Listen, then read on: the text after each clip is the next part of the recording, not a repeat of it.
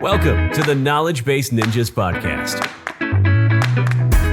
where Gauri Ramkumar of Document 360 finds the best SaaS self-service knowledge bases in the world and then interviews their creators. Let's get started with today's episode. Good day, everyone. Our guest today is Keith Johnson, Senior Technical Writer for InfoPros, leading provider of technical writing and training development services. Welcome, Keith, to Knowledge Base Ninjas podcast. How are you doing today? Hello, Gauri. Everything's great. How are you? I'm good. Thank you, Keith. So I know I have just mentioned very small portion of what you're doing. So please help me understand more about you and how you are related to documentation, just to get everything into a context. Sure. Well, I started off my career as a trainer, and through an opportunity that opened up in the market, I found an opportunity in technical writing and decided to apply my training skill through the written word and through all my writing skills. I was the senior news editor of my college newspaper, so I got a chance in this opportunity to merge my training skills with my writing skill, and I've been doing this for 20 years now. Great. That's quite a long time. So how did you initially got interested in documentation, Keith? Well, when I lived in Brazil in the early 90s, there was no documentation for anything. So as I was training, I had to create my own user guides, training manuals, etc. And sort of through practical experience, I saw that there's a need for physical documentation. And that's how that started. Wow.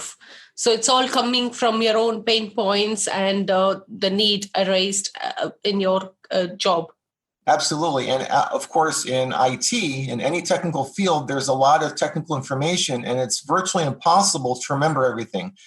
Therefore, it's really good to have a user guide, a training manual, work instructions, standard operating procedures, something like that. So that's how documentation is needed. Fantastic. Great. So with this ample amount of experience and many years of doing documentation, so what's your documentation process and who do you involve normally in defining such processes? Okay, so documentation for me, if I had to boil it down, there are 3 steps.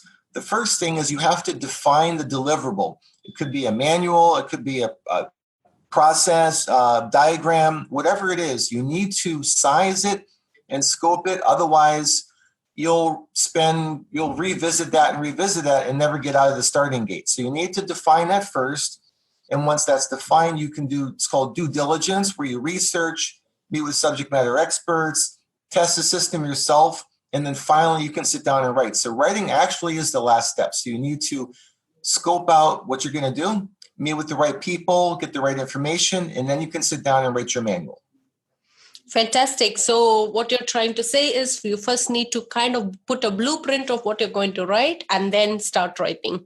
Absolutely. Otherwise, because if people have different ideas about the document, you'll never really get it written. So you need to get everybody on the same page with respect to the vision of the document.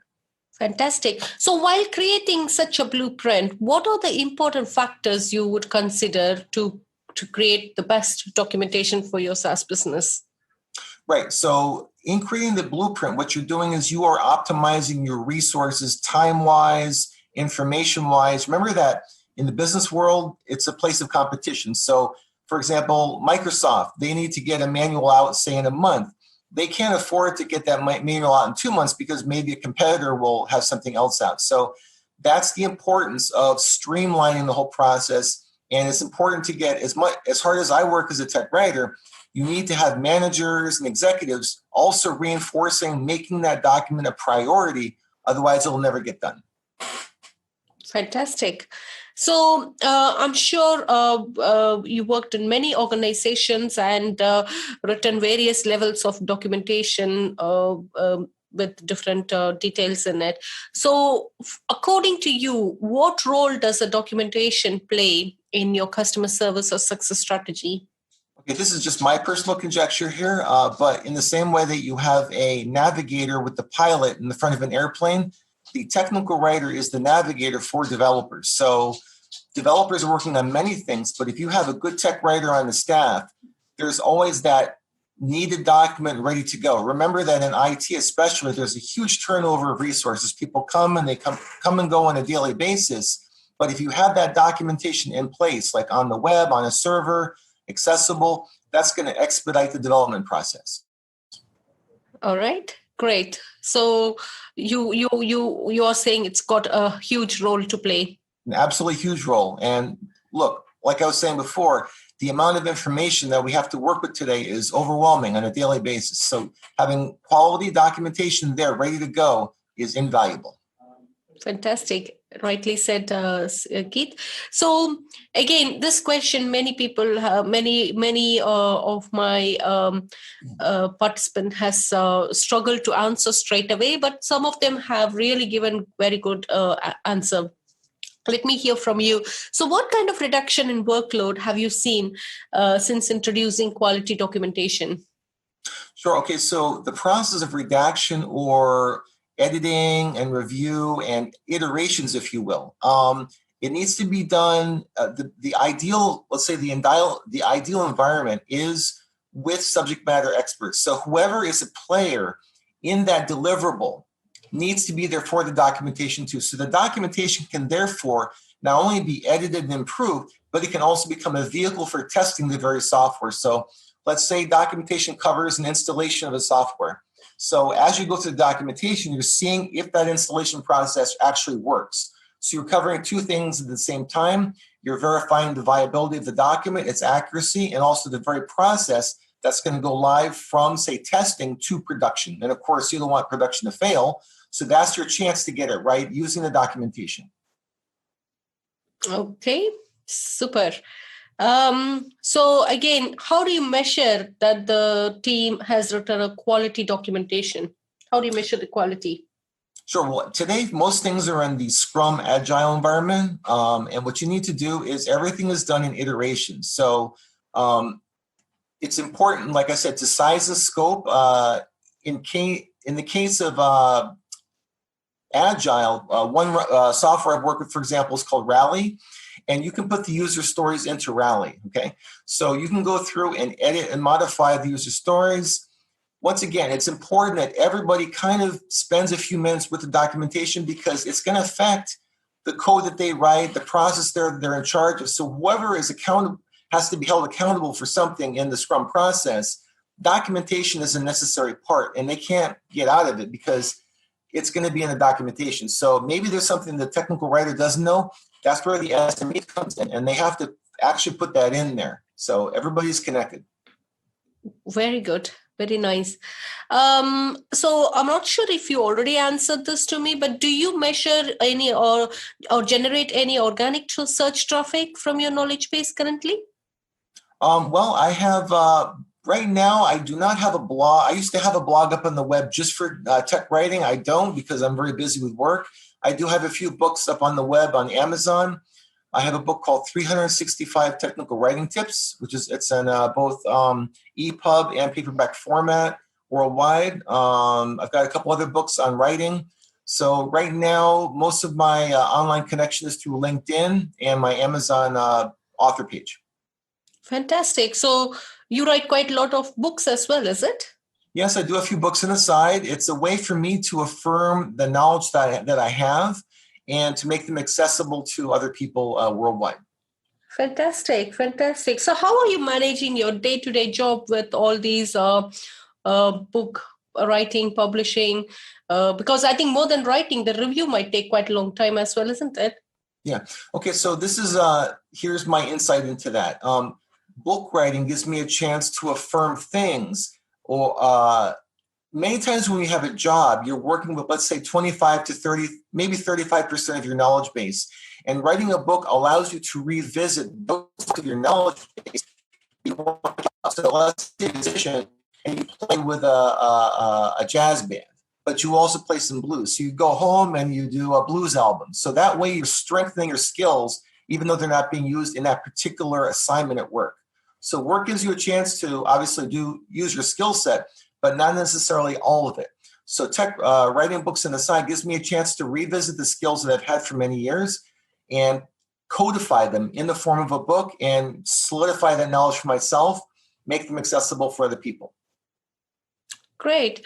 Now, my next question was more specific to your knowledge base, but I can ask you with regard to the books that you've written. So, what's the most famous or most downloaded book that you've written so far? Actually, my first technical book, the Google Productivity Guide, did quite well. That was back in 2014. I also wrote a book called two books that are very similar, but one is the edited form of the other, the Windows 10 Pocket Guide and Windows 10 for Seniors and Beginners. That was back in 2015 and 2016 when Windows 10 came out. So those two books have been very popular because people are into platforms today. So as much as tech writing is popular, there are many more people that work with a platform. So a book about a platform will be more widely read. Mm-hmm.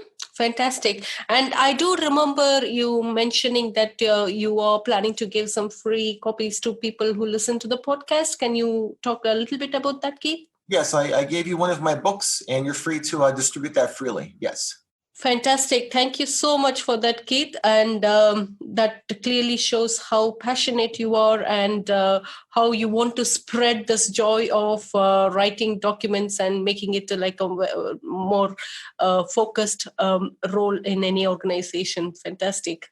And today, I just wanted to add, Gauri, that today we work, there's so much going on, and many times we don't have a chance to speak face-to-face with everybody. So the first way that we communicate with somebody out there is through the written word. So it could be a simple email, it could be even a text message, Twitter post, it could be a little article we've written on the web somewhere. The written word is our very first reach out, to others, the world, if you will. And through that, people say, oh, wow, here, this is interesting. Now I want to connect with this person. So the written word is very important. It's more than just a profession. It is a very nice way for people to see who you are, what you have to say, your energy in general. And in that way, you can connect and then build yourself. Fantastic. As you rightly said, Keith, that's exactly what we do in our company when we connect with our customers and prospects, because we really don't want to just sell the product. We want to have a relationship with all our customers that's beyond product, So Absolutely. that's brilliant. Yeah, super.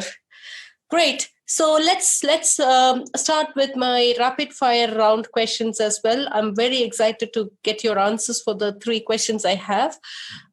So who have you learned the most about documentation from in your career?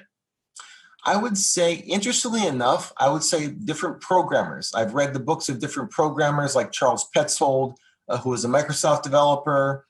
There's some very good software developers out there in the market, not so much from the business side, but more from the tech side. And they're the ones that have emphasized the importance of documentation. I have a book here, actually on my desk. It's called Developing Quality Technical Information. It's an old IBM book. And this book is from, the late 70s, early 80s. And even back then, they say, look, documentation is your backbone. So even if you have this huge system and people know what they're doing, still, eventually that need will come. So make sure you get it documented. Great. So can you just shared the resource that you're recently reading. Apart from the book that you mentioned just now, is there any other documentation related resource you would like to highlight? It could be your own written book as well. Sure. I recommend highly the Microsoft Style Guide. It's on the web. It's free. It has like 1,000 pages. It's basically a glossary of terms / index. But Microsoft has a very healthy approach to documentation. Most of their documentation is very good. And even though I love Google and Facebook and Twitter and Instagram, Microsoft for me has been a godsend because over the years, through DOS and Windows and those platforms, I've been able to have a career. So I'm especially grateful to Microsoft. Fantastic. So what's that one piece of documentation related advice you would give to your 20-year-old self? Okay, so the number one advice, the tip of the bow of the boat, if you will, is to make sure that you're on the same page with the person or the entity requesting the documentation. There has to be an absolute alignment regarding the depth and the scope of what you're going to produce. Otherwise, maybe maybe they think it's going to take you 5 days. It could take you a month, and you can't survive if that's your only income on something that's going to take you 4 weeks as opposed to 1 week. So you need to scope, you need to determine the document size, depth, scope. You need to get that in writing, because there are a lot of things that happen along the way. The roadblocks, for example, theoretically you can drive from Miami to Orlando, Florida, 3 hours. Right? But that's assuming there's no traffic and there's no police, right? But generally it can take you 4 to 5 hours. So that's the kind of thing I'm talking about. So all kinds of hiccups do occur in documentation, just like in code. So you need to get that out of the way right up front, and that way you have a better chance of attaining that expectation. Fantastic. And I would also like to reiterate one of the points you mentioned about process, that you first put the blueprint, or you first sit down and put a framework of what you're going to write before even you start writing the actual content. Absolutely, because it's about time, and time is money. So I don't know whether you're working on a per deliverable fee or per hour, whatever. It's going to end up costing them much more if things change, because you can't just on a dime. For example, if you're driving north, you can't just suddenly go south. You've lost all that time. So you have to assess that right up front. Fantastic. Keith, one last question I would like to ask you. So how many books do you read on an average? It could be per week or per month, because I can see you write, and it's like your passion. So how many books do you normally read? I would say I read thoroughly and completely with notes, and I really live it. I would say I read about 2 books a year, but those books become part of my life. I don't just read them, I incorporate them into my life. So I read them, I digest them, I bring them with me. I read them on my breaks, over the weekends. My wife has a baking business, so sometimes I have a few moments to myself and I do a little reading. So the idea here is not just to read it, but to see if I can actually incorporate it into my professional path. Right. Fantastic. Super, Keith. So thank you again for sharing your unique experience and your journey. So 20 years of documentation journey is something that one shouldn't take it light or for granted. So anything else you would like to add to this series? No, I just wanted to say best of luck to you with your podcast. This is really exciting. Thank you for having me. And I hope that not only this podcast, but just generally, whatever you put together for your listeners helps them with their career. Thank you. Thank you so much, Keith. And once again, thank you for sharing your documentation resource with the audience here. I'm sure we will be advertising it in the platforms, and everybody would be definitely looking for it and enjoying the read. You're very welcome, Gauri. Thank you for having me. Thank you so much, Keith. Yeah, thank you. Have a good day. Yeah.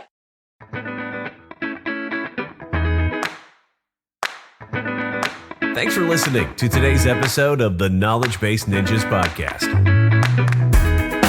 Please head to iTunes, rate, and provide honest feedback on the podcast. See you next week.